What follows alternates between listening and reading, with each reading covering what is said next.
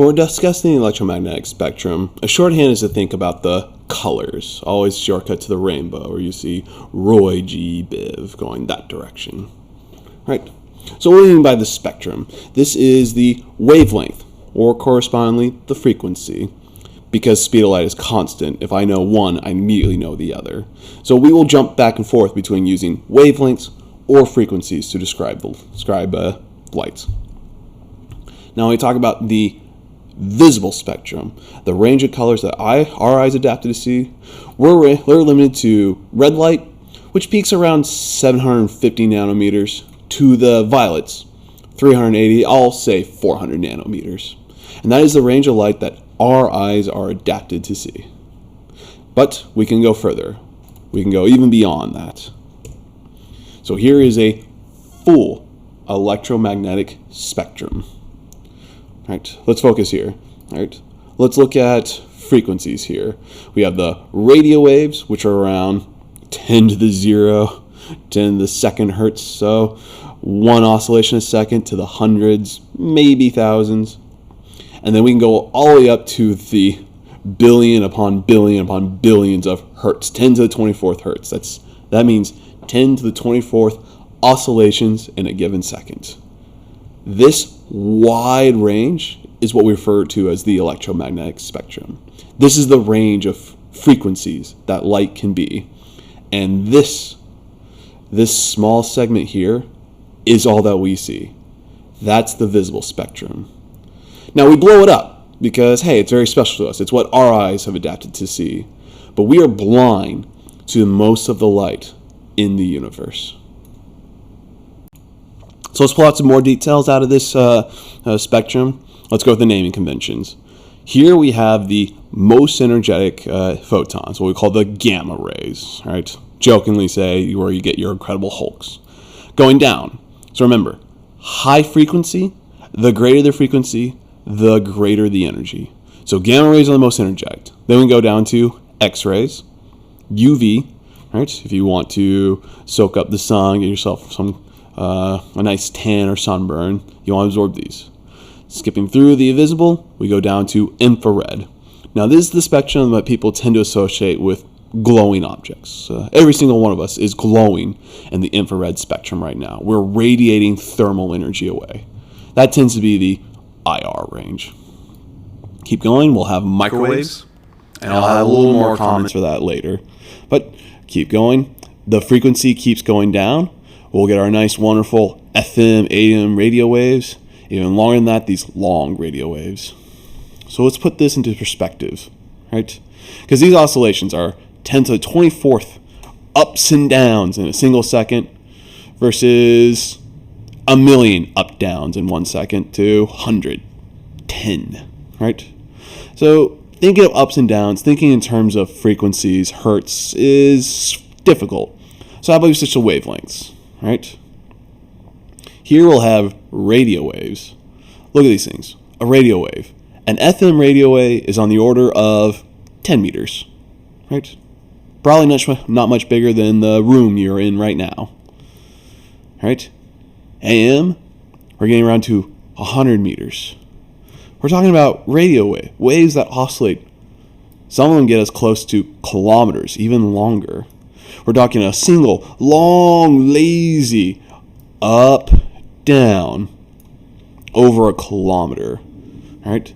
Those radio waves are long and lazy, is one way to describe it. They're low energy.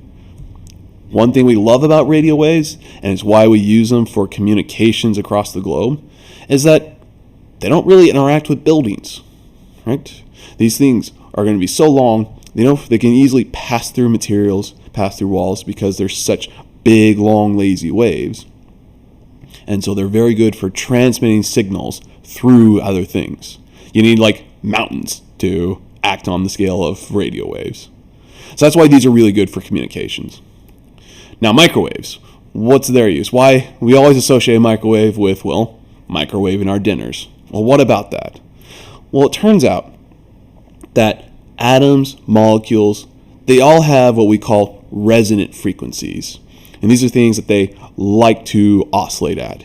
Any musicians listening to this right now are very familiar with resonance. You give your device a tap, and it will naturally resonate at that tune. Right? Well, it turns out that water molecules, they like to resonate in the microwave range.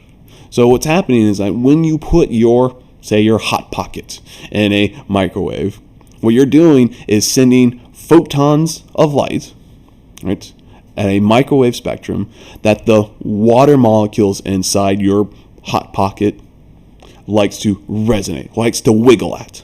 And so wiggle, wiggle, wiggle. Well, that wiggling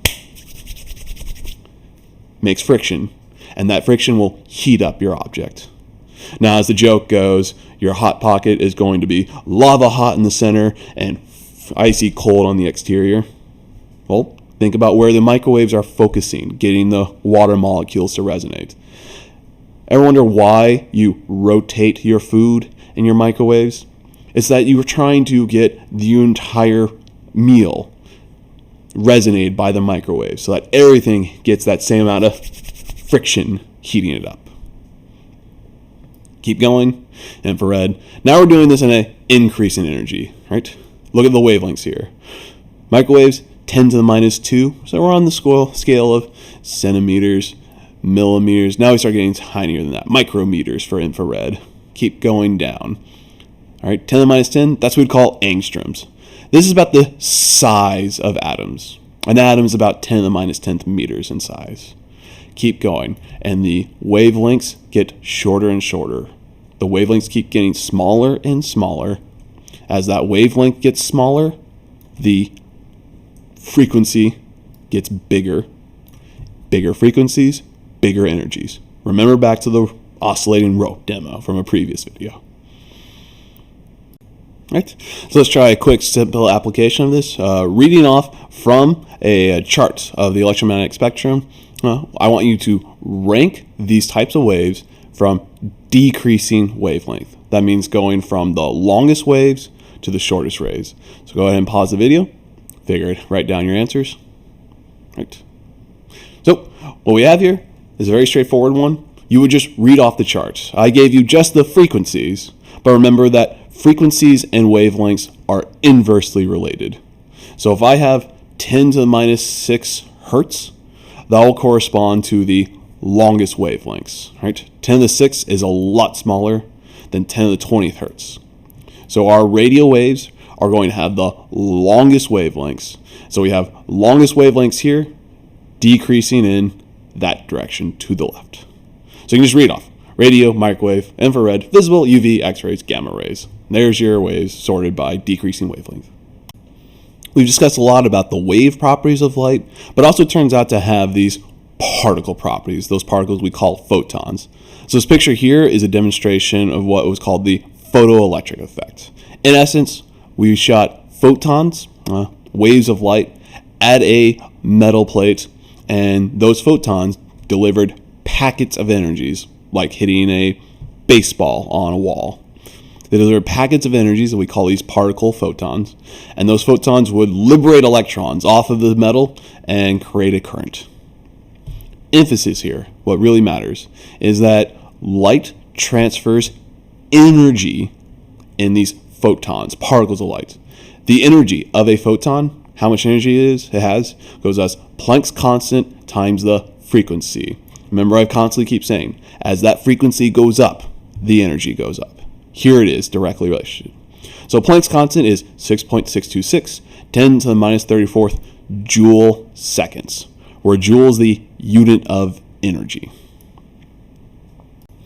So let's try another quick question for size.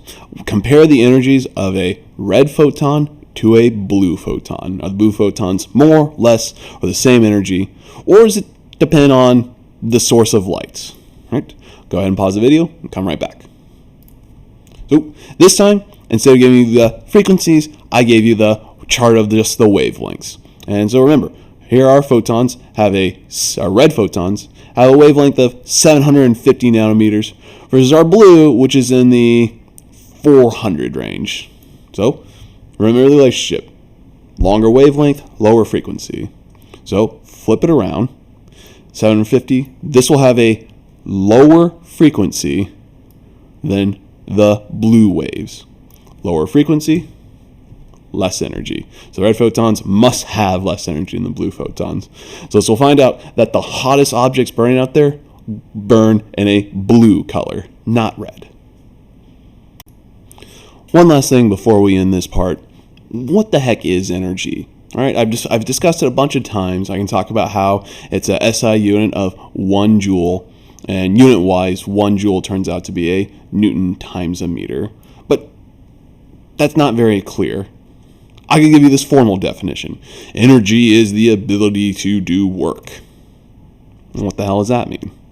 So, let's go for the most simple, concrete example. What the heck is energy? Take a mass, right? Take a mass. Imagine you're a weightlifter, and what do you want to do? You want to lift it up. So, you are going to apply a force. Think about you're going for a bench press, right? You apply a force, you push that mass up, you've moved it some distance d. That is work. You have taken a mass, you applied a force, and moved it some distance d. That is energy. Bling. Done. That is it. Any other thing we can discuss about, say, kinetic energy, potential energy, chemical, thermal, does not matter. All it comes down to is energy is the ability to apply a force and move objects. The more energy you have, the more work you can do, the more things you can lift. So in this example here, this very simple lifting the block, we've given this thing gravitational energy. Imagine holding a book over your head, and as soon as you remove your hand, well, that gravitational potential energy is going to fall down. That book's going to plummet towards the ground. It'll have kinetic energy.